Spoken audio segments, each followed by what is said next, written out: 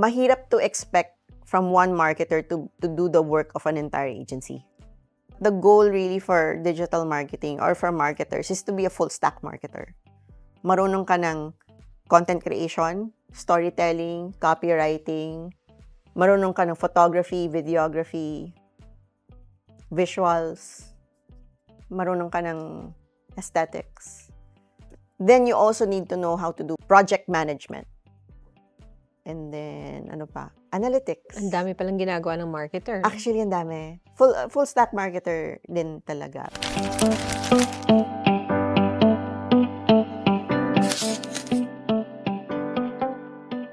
How did you get into digital marketing? By accident. How did I get into digital marketing? It's a spin-off of what I've been doing since the start. I graduated industrial design, and right after industrial design, I went into web development in 1997. Let that sink in.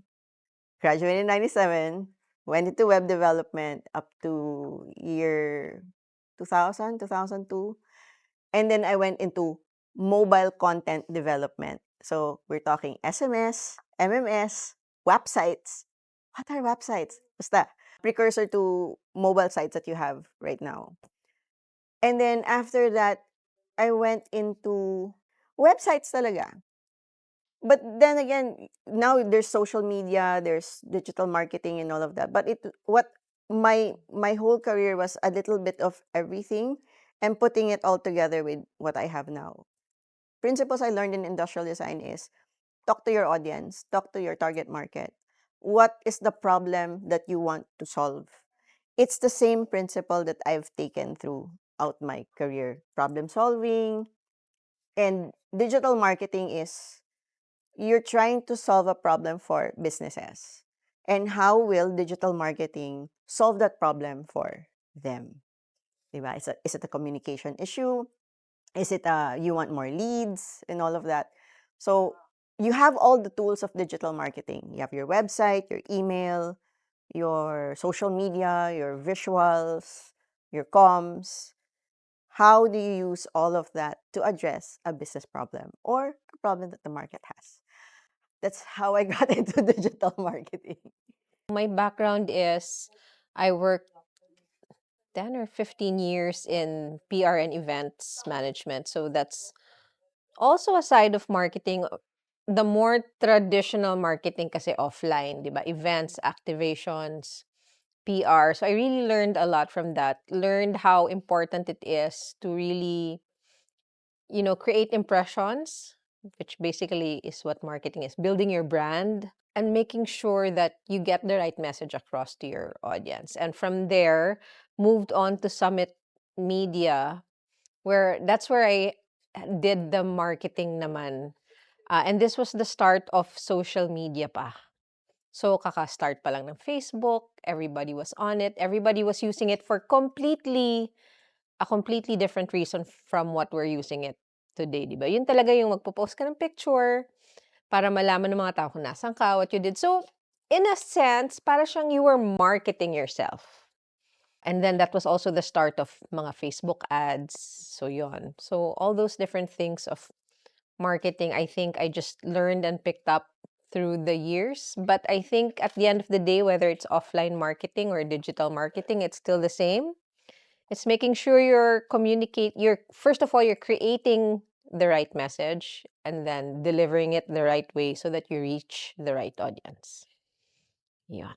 Sometimes may mga companies na ang goal talaga ng company is to be seen ng audience. So, pag kasi nagpo-post sila, nagkakaroon sila ng flop era, meaning yung mga post nila mababa yung views, walang nakakita, then kahit so much into effort po yung ginagawa nila, wala pong nagiging outcome. So, ano po ba yung mga dapat gawin ng companies just to avoid the flop era po din sa mga pinapost nila when it comes to social media? So, wait. So, what would you consider a flop? Yeah. Yung hindi lang siya nakita, mababang views? Mababa ang reach? Yes, miss. Parang ganun po. Hindi nakikita and mababa yung reach, mababa yung interactions. Organic yung content. Yes, miss. So, hindi siya ginagawang ads, hindi siya binuboost. Yes. Okay, so the algorithm is not serving the content to the right people. Or it's not even serving the content to people, which means the content is signaling to the algo na hindi siya It's not relevant. it's not what Oo. people are looking for right now. Hence, kaya madaming nagja-jump onto trends just to be visible. But I think at the end of the day, it's what is your objective talaga. Mm. Kasi right, we grew up knowing the term social media. Kasi dati, you Your are, audience oo, was your was your social, society, your yeah. social circle, your Kung ano family, your pinopost ni friends. friend mo, ano pinopost ni family mo, yun yung laman ng social media mo. It's not like that anymore, di ba? You're being served content from whoever. People you don't know, from based brands, based from on your interest. yes. So the challenge now is the term social media is being challenged to be called interest media instead. I think you'll hear Gary Vaynerchuk say the same thing. It's no longer social media, it's interest media. So maybe the content that's being created is not interesting. It's not relevant to the target market. Doesn't have to be entertaining. It has to be edutaining. Parang, okay, napasaya ka, napatawa ka, pero dapat may natutunan ka. It's valuable enough that it's shareable, it's savable. Pansinin nyo ngayon, di ba? Okay, views really don't matter. What matters to the algorithms is, was the content engaged in? Or parang ganun, parang na-like ba siya, na-share ba siya? Did people More comment on it? the engagement talaga. Yeah.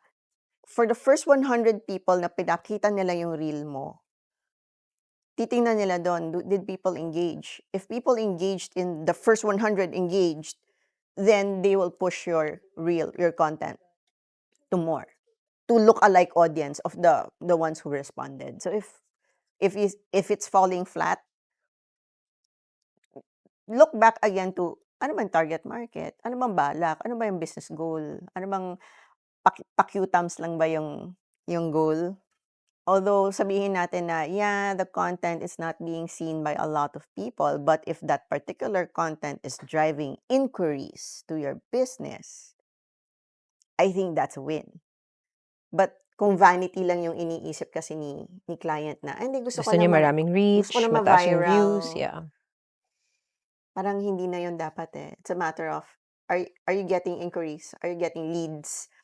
Are you getting, kung may shop Basically kayo, what you need, yeah. may bumibili ba?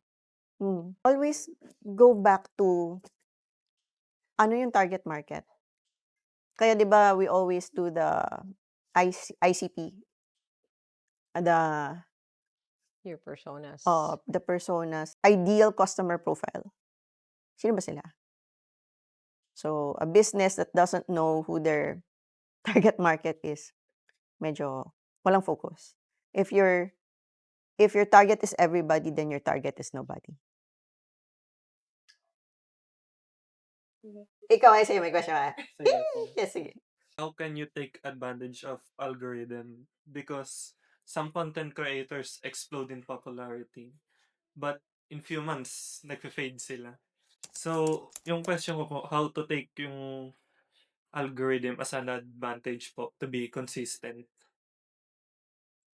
You have to understand what the algo is asking. Yun eh. And the algorithm's always changing. There's always updates. The nice thing with Instagram, the CEO of Instagram actually says what the updates are. Monthly, I think YouTube, they also have a content na sinasabi nila how it's gonna change. And the first adapters to those change are what the platforms will push. Kunyari, may bagong feature. Nung, I think, Saan to sa Instagram? sa Like yung mga Instagram. new sizes, diba? Or yung mga new stickers, anything they put out, if they see that people use it, yun yung mas parang uunahin nila. Be the first So be adapter. updated. I mean, it may sound like you're jumping on the bandwagon, but sometimes you really have to. Diba? So don't be afraid of trends, I guess. One example, si Edits. So Instagram came up with their own app to edit videos called Edits. So when people started using Edits to create their reels, at napapansin ng algo na, oh, it's made with edits, yun ang mas pinupush ng algo. Kasi, uy, ginagamit nila yung bago nating feature. So, that's how you take advantage of the algorithm or new trends. Ang ganun din, kunyari, alam mo na deprioritize na ng algorithm ang keywords, yung hashtags. Sorry, hashtags. Hashtags are dead. Sinabi na yon. It's like, okay. So, will you continue using hashtags? Pwede for your own tagging, for your own organization. Oo, pero hindi na siya for discovery. So, pag sinabi ng all these updates na, or you're actually better off using a lot of keywords in your caption, sundin mo yun. Kasi yun yung hahanapin ng algo. Yun ang ipupush nila. Yun. Hopefully, nasagot. Nasagot? Caribels. How do you handle negative feedbacks po, especially from the clients? Like, laging nagpapa-revision. But palaging magpapa-revision is not Like- negative. I mean, that's part of the work. Na palagi nagpapa-revise and all of that, that's normal. You just have to roll with it. Don't take it personally. I think, no, it's their prerogative din eh. They're the client. I mean, as much as we don't want to say or agree that the customer is always right, but we have to listen to them. But that doesn't mean you always have to say yes. Don't be afraid na push what you believe in or ipaglaban nyo or explain. No, ma'am, no, sir, kaya ako dinesign na ganito is because ganito. Maybe you're seeing something that they're not. So, if you feel that yours is the better, don't be afraid to say so or to explain the logic behind the design or the copy or whatever. But it happens. But I agree with Ina. I don't think that's negative. It's not negative. It's part of it. Although, pag sobrang dami na ng request for revision, you have to take a step back and go like, bakit? Where are we missing the mark? Is there something that we're unable to achieve? Meron ba silang hinahanap? Meron ba silang nagbago ba yung direction? Na hindi nila talaga sinasabi na nagbago yung direction, parang ginaganon na lang nila tayo na, dito pala tayo dapat. Then, that's when you escalate to your project manager or someone higher than you. Or kung ikaw yung kausap ni kliyente, you go like, ma'am, can we review again? And this is the goal that we were trying to achieve. This was the brief. This is how we're trying to achieve it. Ito yung naging steps natin. Was there a point in this project that we kind of veered away? Na iba pala, ganyan. And then sometimes you'll find out na, nagbago pala na yung direction. Hindi dun sa mismong kliyente mo, pero yung boss ng kliyente mo, di ba? You're like, okay. So, sige, let's go back. Pero hindi yun negative. Yeah. Yun. Gawin mong mas blue yung blue. Ano yun? Oo, yung blue, hindi siya blue. Yung ano nga yung mga... sabi Yung niya? pader. Gawing white. Gawing Ano white. yun? Oo. Mga ganun. Buti na lang may AI. Yung model na nakuha, nakamaong. Sige lang. Gusto namin nakakaki yung yung key visual. Sige, buti na lang may AI. Change the pants to khaki chinos. Done. Diba? Kaysa dati, reshoot tayo, hire mo ulit yung model, may bagong pants. Diba? Hindi na, buti na lang may AI na. Yes, D. If you were starting your marketing career over, what specific skill would you learn first today?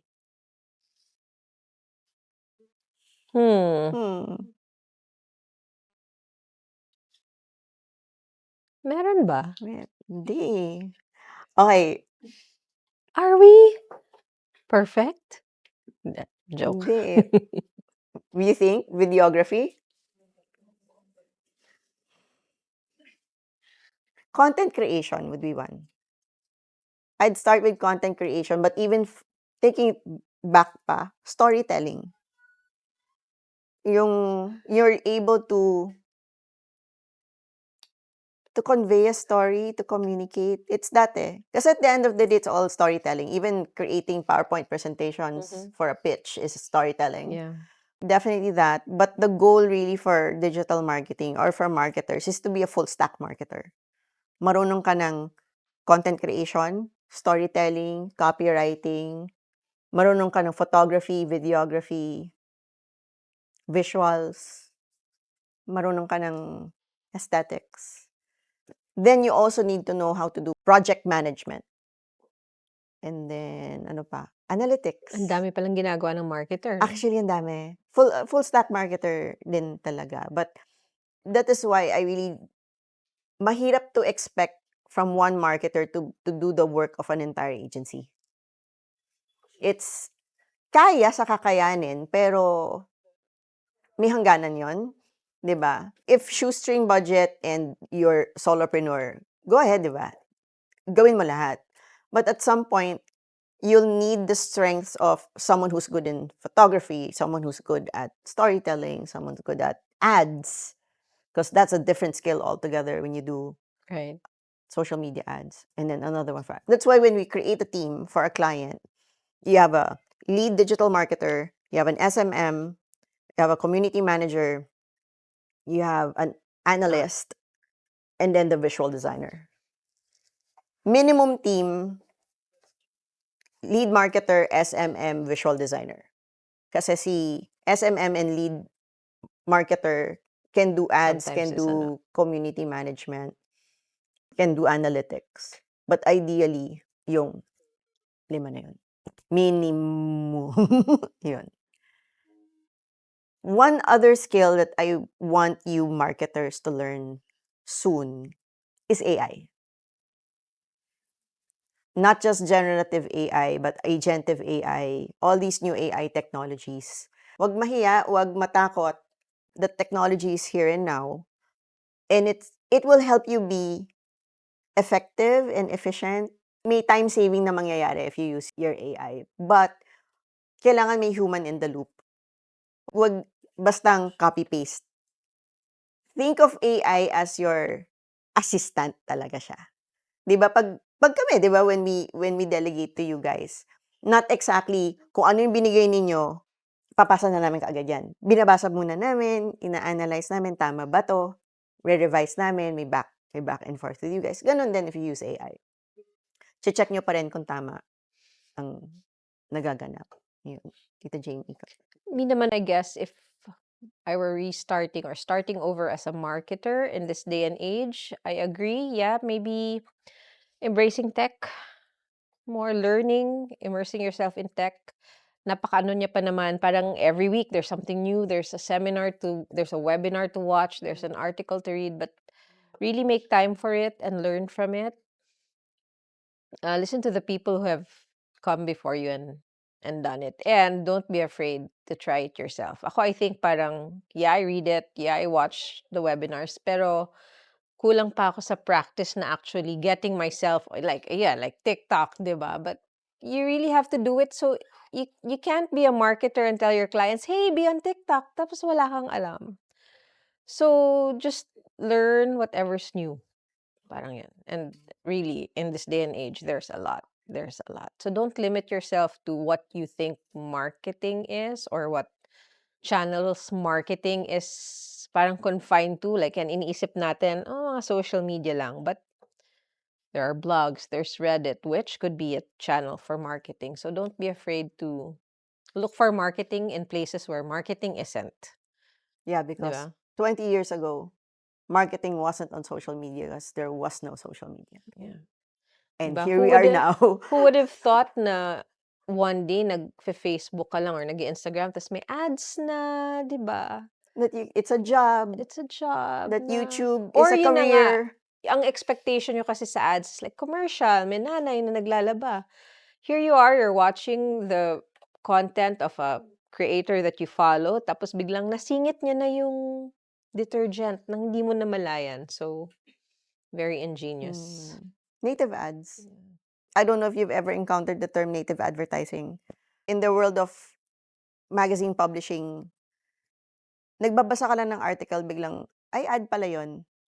Ay, nabentahan pala ako. But it looks like a regular content that website or that magazine is creating. But it's actually paid advertisement. Very natural. Kinonsume mo lang yung content na hindi mo alam na ad. Kasi, di ba, kung alam mong ad siya, your brain kind of skips it. I was like, Mm. okay, add, skip. Ad lang to. Add lang to, skip. Scroll through. But sometimes, if you notice, hinahalo, like sa feeds, di ba? Hinahalo na ng algo yung sponsored post, yung ad, yung regular post ng friend mo. O they create content that's an ad but looks like just like any other content. It will be consumed better than, Favorite ko dyan si Davao Conyo. talaga. Diba, yung di mo alam na na-ads ka na pala. Ako si Or Justin. sometimes yung ini-expect mo, akala mo ad, nag-aantay ka na may ipopromote silang product. Tapos wala Ay, pala. wala. Ay, Tapos na-disappoint ka pa. ay, ba't walang promotion?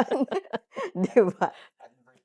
Advertorial yung tawag before, but the new term is Advertorial or product placement. native ads. Parang dati ang tawag endorser, naging influencer. Now it's called KOL. Key Opinion Leader. Diba? Naiba. But really, that's the same thing. But then again, nowadays, ang hinahanap ng brands, hindi na nga KOLs eh. Invite tayo ng content creators. You have a brand launch. Who do you invite? Influencers? No. The call sheet would say content Content creators. creators. Kasi mahal na mag-invite ng influencer ngayon. Oo, mahal. Minimum 100,000 appearance fee pa lang. Additional pa yung mag-post. Mm. Mm. Career. Oo, iba pa yung Oo. appearance fee, iba pa yung posting fee. Oh. Tapos minsan pati yung manager babayaran mo din. Tapos may kit pa yan, may brand kit pa yan na kailangan mong i-produce para yun yung ibibigay mo kay content creator as an invite for the event. So, magkano na yun? May unboxing pa yun. May ano pa yan. Uy, review natin to. Ay, ayun. Yan. Tayo kaya magtanong sa kanila. Sige nga, tayo magtanong. Flip the cameras to them. Oh, No? did you ever consider that to be your career based on what you've been seeing? Na-inspire ba kayo or nainganyo kayo to be, oh, I wanna be like, yan. Like, heart evangelista para next fashion week andun na ako sa Italy. Wow. Diba? Oh, nakapila ka sa Hermes clients. Oh. Was pa? that what you had in mind for Follow-up marketing? Tayo question, talaga isa. nagtanong eh, no? Ay, yes. How do Yes, you come up with content ideas when you feel stuck? AI. Or, I or ask just AI. or just browse or just, you know, be inspired by what you see. Consume. You have to keep on consuming. Whether it's as simple as watching movies, watching your favorite shows, reading, kahit going out lang and looking at what people are doing. Looking at what makes them react, respond. At the end of the day, even if we call it digital marketing, there's still humans at both ends. Eh. So I think it's important to look at what people are consuming, diba? And be inspired. It's creative rut yung naiisip mo, di ba? Parang wala ka na maisip and all of that.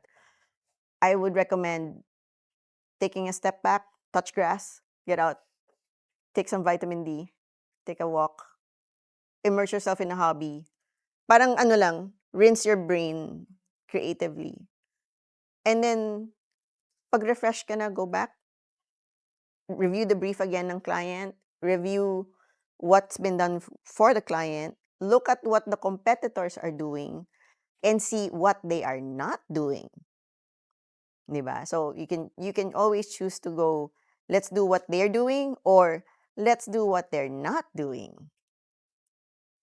Or ma-inspire ka ng, let's say there's content from a brand that's so completely unrelated to your client's brand. Pero ang galing ng execution. You feel you can make it work. Yeah. Add Adapt it. your own, make it different. My question to you is, do you feel that originality is still needed in this day and age? Not even creativity na lang, originality. Na ang nakikita natin pare-pareho na lang. People are just doing it differently, but it's the same thing. Yung mga trending video. No, hindi maiwasan yun eh. I mean, it's always gonna be there. Following a trend, following a meme, using a template, it's always gonna be there. There's also that school of thought na there's nothing new that's created. That composer, si Hans Zimmer, he even said, nothing I do is original. Everything I do comes from everything that I've consumed over the past, di ba? Most music, it's either it's sampled or inspo mo was ganun, or you're taking it from a classical music, in-inspo mo siya. Hindi man fine line between inspo and plagiarism, but kailangan pa rin talaga na mayroong pinanggagalingan. May inspo pa rin. May inspo pa rin eh. Oh, sure, there's going to be that flash of brilliance na, oy, no one has ever No one's done this done this before, or, yeah. before. Pero, meron at meron pa ring mga principles that you go, yeah, galing yan dito. Or, I'm seeing the influence from here, from there, from there. Is there such a thing as a creative rut? Yeah. You get writer's block. Same, right? How do you get out of a writer's block? You read another book that's completely unrelated to your projects. Like, this is why we watch K-dramas and C-dramas. We need that. We need That's that. for inspiration. Inspiration. The world of digital marketing is very fast-paced. How are you guys able to keep up with the trends? I doom scroll 3 hours a Yun day. pa rin. Keep on consuming lang talaga. Why 3 hours? 1 hour on Instagram, 1 hour on TikTok, 1 hour on It's that eh. It's doom scrolling, it's consuming the content, watching your YouTube. Or you guys go on your phone anyway. So have that consciousness na parang pag may dumaan na nice things, like, oh, this is nice. Let me send this to myself. Let me save this. Let me share this with a friend. Or, di ba, take advantage sa Viber, may notes.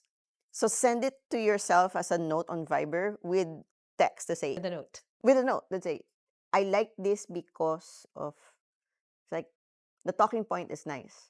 Or this might work for a particular client. Sa Instagram, you can save with categories, di ba? So, meron kang category doon ng nice videos, nice hooks, nice ending, funny. That's how yung cool. Super appreciate. Hope you learned something.